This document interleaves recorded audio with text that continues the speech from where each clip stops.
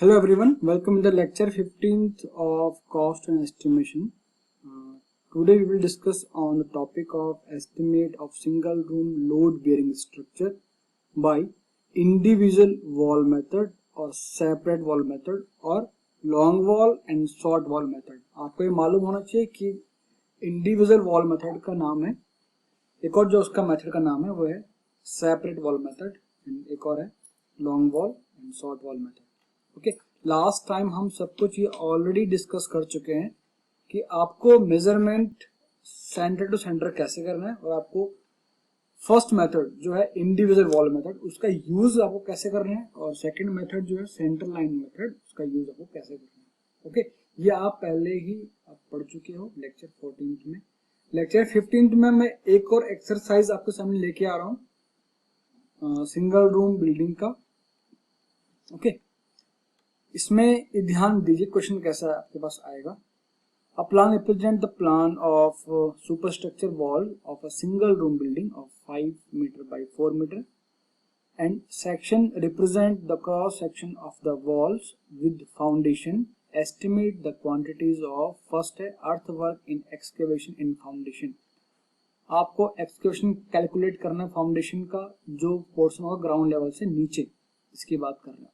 Okay, second है concrete इन foundation. जो concrete डला है ये वाला, ये ध्यान रखिए जिस पे डॉटेड जो लगा रखा है इसमें, ये कंक्रीट फाउंडेशन का, सिर्फ ये कंक्रीट पोर्शन, इतना वाला पोर्शन कंक्रीट का. थर्ड है brick work in foundation and plinth. Brick work, ये पूरा ब्रिक वर्क इतना और का है फाउंडेशन एंड प्लिंथ का, ये प्लिंथ वाला पोर्शन है और ये बाकी फाउंडेशन का. And fourth one is the brick work in super structure. ये brick work in super structure में ये वाला पोर्शन की बात कर रहे हैं, आपको इसको एस्टिमेट करना है. The length of long wall, ये ध्यान रखिए यहाँ पे लॉन्ग वॉल का लेंथ ये 5 मीटर का है और जो शॉर्ट वॉल है उसका लेंथ क्या है 4 मीटर. देखिए ये सिंगल रूम बिल्डिंग है, इसका टॉप व्यू है. ये आपको थिकनेस जो आपको दिख रही है आपको 30 सेंटीमीटर, ये थिकनेस वो इसकी बात कर रहे हैं. ये थिकनेस है 30 सेंटीमीटर, ये वाली थिकनेस 30 सेंटीमीटर है. और आप टॉप से देखोगे इसको तो आपको ऐसे दिखेगा रूम. ये रूम की शॉर्ट वॉल है, ये शॉर्ट वॉल है, ये रूम की लॉन्ग वॉल है, ये लॉन्ग वॉल है. यानी कि कंटिन्यूअस ऐसा वर्क हो रखा है इसमें इस तरह से, ये कंटिन्यूअस ऐसा वर्क हो रखा है. और यहाँ पे कंटिन्यूअस सेम इसका सेक्शन ये वाला है ऐसे, तो कंटिन्यूअस ये वाला वर्क यहाँ पे ऐसे. तो सेक्शन सी और डी है वो ये वाला है. Okay, section A and B ये वाला है. अगर आप इस वॉल को से काटोगे इस तरह से तो आपको ऐसे दिखेगी वॉल पे, यहां से काटोगे तो आपको ऐसे दिखेगी. अगर आप इसको यहीं से कट करोगे और आप यहां से देखना स्टार्ट कर रहे हो तो आपको ऐसे दिखेगा ये. सेकंड, जब आप इसको यहां से कट करोगे यहां से देखोगे तो आपको इस तरह दिखेगी ये वॉल. ओके, ये मैं लास्ट टाइम डिस्कस कर चुका हूं आपसे कैसे कैसे ये होगा. पूरा पहले एक्सक्यूशन हुआ है एक साथ. ओके, उसके ऊपर फिर ये जो फर्स्ट फुटिंग है इसका पूरा पोर्शन हुआ है इसके ऊपर. अब इसको मैं आपको नेक्स्ट जो इमेजेस में दिखा रहा हूँ आपको कैसे ये हुआ है, ये ध्यान दीजिए. देखो ये है डिफरेंट स्टेजेस. अब ध्यान देने वाली बात ये है कि सभी स्टेज में जो सेंटर टू सेंटर लेंथ है that will be remain same. जो यहाँ पे देखा रखा है 5.3 यहाँ पे भी है, 5.3 यहाँ पे भी आएगा, 5.3 यहाँ पे भी आएगा, यहाँ पे भी, यहाँ पे. ओके, 4.3 जो सेंटर लेंथ है वो इस केसेस में होगा. ये केस कौन सा है, फाउंडेशन वाला. ओके, ये है फुटिंग वाला, ये है सेकंड फुटिंग, ये है प्लिंथ वॉल, उसके ऊपर बनेगा सुपर स्ट्रक्चर. ओके, बट सभी केसेस में जो सेंटर टू सेंटर लेंथ है वो सबका सेम रहेगा. ओके, ये आप यहां से कैलकुलेट करोगे. और फर्स्ट वन क्या होगा, ये एक्सकवेट करेगा पूरे उसमें, तो विड्थ ऑफ एक्सकवेशन कितना है 90 सेंटीमीटर, 90 सेंटीमीटर, 90 सेंटीमीटर, 90 सेंटीमीटर. यहाँ देखिए आप, तो ये वाला विड्थ है एक्सकवेशन का वो है 90 सेंटीमीटर. तो पहले हो किसी सपोज दैट आपके पास ये वो लैंड है, इसके पे वो पहले एक्सकवेट करेगा and the width of excavate will be 90 centimetre. Okay, अब इसी एक्सकवेशन के ऊपर क्या करेगा, कंक्रीट डालेगा इसके ऊपर. कंक्रीट का जो विड्थ होगा वो भी कितना है 90 centimetre and thickness of concrete is 30 centimetre given है क्वेश्चन में। तो इसका जो थिकनेस होगा, थिकनेस इसका होगा वो होगा 30 सेंटीमीटर एंड विड्थ कंक्रीट का इक्वल रहेगा एक्सकेवेशन के 90 सेंटीमीटर। अब पूरा कंक्रीट बिछने के बाद इसके ऊपर वो करेगा फुटिंग, फर्स्ट फुटिंग जिसका विड्थ है 60 सेंटीमीटर। तो विड्थ कितना है यहाँ पे देखो, सेकंड फुटिंग का, फर्स्ट फुटिंग का 60 सेंटीमीटर विड्थ है। तो ये वाली जो फुटिंग है वो इसके ऊपर ही बनेगी, एक के ऊपर एक बनेंगे, जैसा आपको डायग्राम में दिख रहा है वहां पर क्रॉस सेक्शन में। तो इसका विड्थ है 60 सेंटीमीटर देखो। And height of first footing आप यहां से देखिए कितना है, 30 सेंटीमीटर। तो height of first footing 30 centimetre and then second footing, width of second footing is the 50 centimetre. Okay, यहाँ पे आपको दिख रहा हो 50 सेंटीमीटर विड्थ है सेकंड फुटिंग का। And the height of second footing will be same as 30 centimetre. Okay, second footing की जो यहाँ पे हाइट है वो भी 30 सेंटीमीटर, ये देखिए 50 वाला। उसके बाद इसके ऊपर जो प्लिंथ वॉल है उसका कंस्ट्रक्शन होगा ये 40 वाला। Width of plinth wall is 40 centimetre. Okay, जो उसका हाइट है वो हाइट है 60 सेंटीमीटर यहाँ पे गिवन है। ओके, ये बनने के बाद फिर बनेगा सुपर स्ट्रक्चर। सुपर स्ट्रक्चर की जो हाइट है वो है 3.5 metre and width is 30 centimetre. Width कितना है, 30 सेंटीमीटर। आपको इससे ठीक से आइडिया आ गया होगा कि पहले होगा वर्क कौन सा एक्सकेवेशन का, then concrete, first footing, second footing, okay, plinth wall and last super structure. तो ये जो स्टेप्स हैं वो एक के ऊपर एक बना रखे हैं, तो आपको यहाँ कोई दिक्कत नहीं आनी चाहिए समझने में। बट एक बार ध्यान रखिए, centre to centre length will be remain same for all cases. Okay, बस जो आपको सेंटर लेंथ सेम रहेगा, बट जब आप फाइनल लेंथ निकालोगे आउट टू आउट और इन टू इन वो डिफरेंट होगा।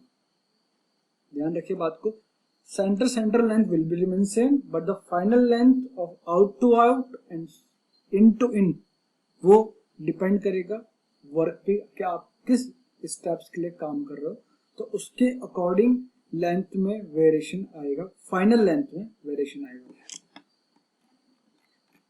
यहाँ पे देखिए, ये पहले आपको से टेबल बना देना है, item number, particular of item number, length, width, height और depth, quantity and explanatory note.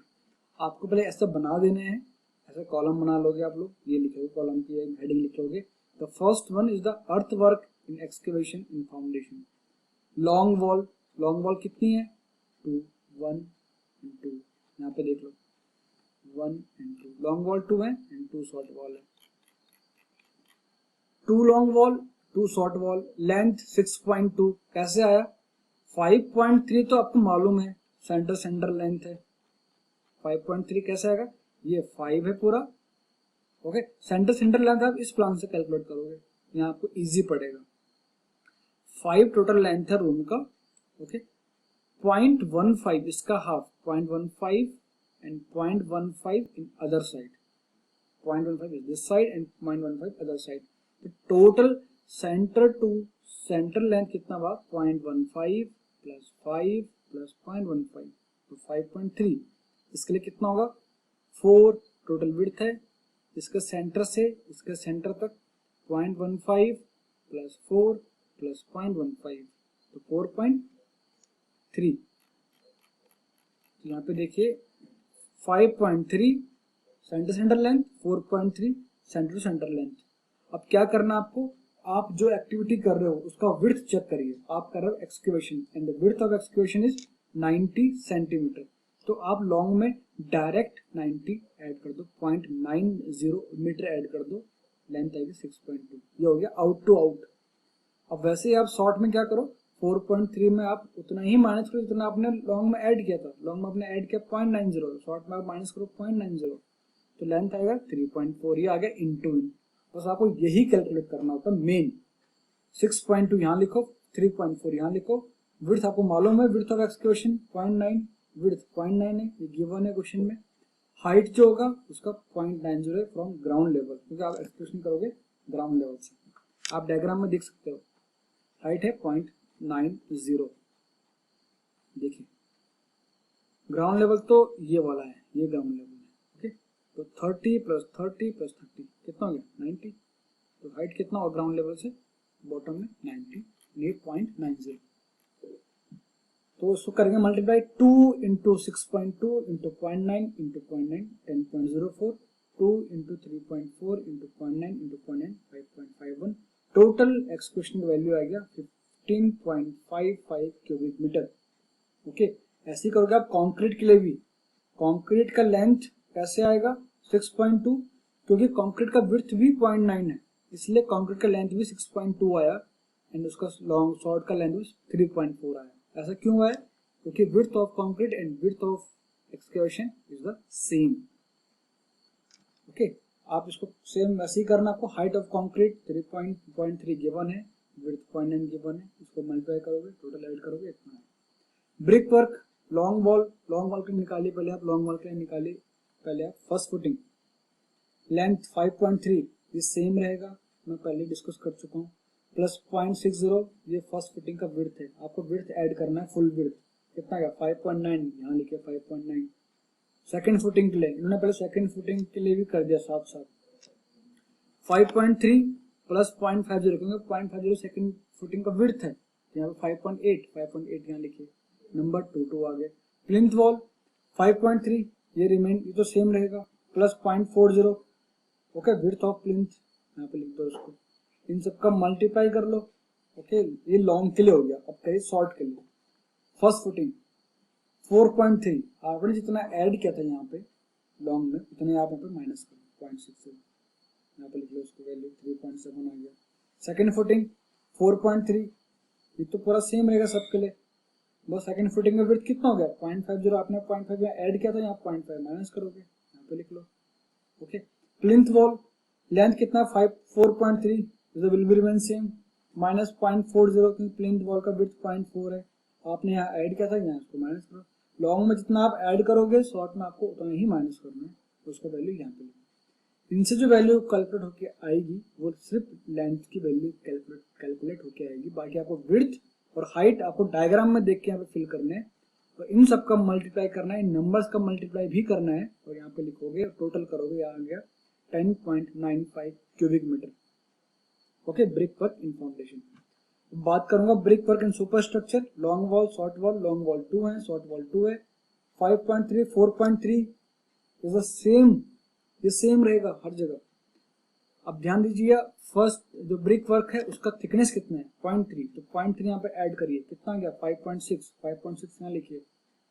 0.3 उसका विड्थ है, 3.5 उसकी हाइट है, इन सबका मल्टीप्लाई करो 11.76 आ गया। शॉर्ट वॉल कितनी है 2, 4.3 माइनस 0.3 क्योंकि आपने 0.3 ऐड यहाँ किया तो यहाँ पे आप माइनस करोगे, तो ये होगा इंटू इन, कितना गया 4 यहाँ लिख लो, तो 4 यहाँ पे लिख लिया। विड्थ कितना है 0.3 गिवन है क्वेश्चन में, हाइट कितनी 3.5 गिवन है क्वेश्चन में, तो 2 × 4 × 0.3 × 3.5 कितना गया 8.4, इन दोनों को ऐड करो 20.16 क्यूबिक मीटर। ये हो गया पोर्शन ब्रिक वर्क का। ओके, ये पोर्शन हो गया आपका ब्रिक वर्क एंड फाउंडेशन का, ये हो गया कंक्रीट के लिए, और ये हो गया एक्सकेवेशन फाउंडेशन के लिए। तो आप ठीक से समझ लिया इस क्वेश्चन को, ये एक बेसिक क्वेश्चन है जिसको आप ठीक से समझ जाओ कि लॉन्ग वॉल को जो मेथड है वो कैसे एग्जीक्यूट करना है। ऐसे जो नेक्स्ट क्वेश्चन होगा उसको मैं सॉल्व करूंगा सेंटर वॉल मेथड से, उसके बाद हम करेंगे इसको 2 रूम बिल्डिंग का estimate with the help of individual wall method. तो 2 रूम का ज्यादा थोड़ा आपको अटेंशन चाहिए होगा, इसलिए आप इस बेसिक्स को अपना स्ट्रॉन्ग बना लीजिए, इसको ठीक से समझ लो। Okay, thank you.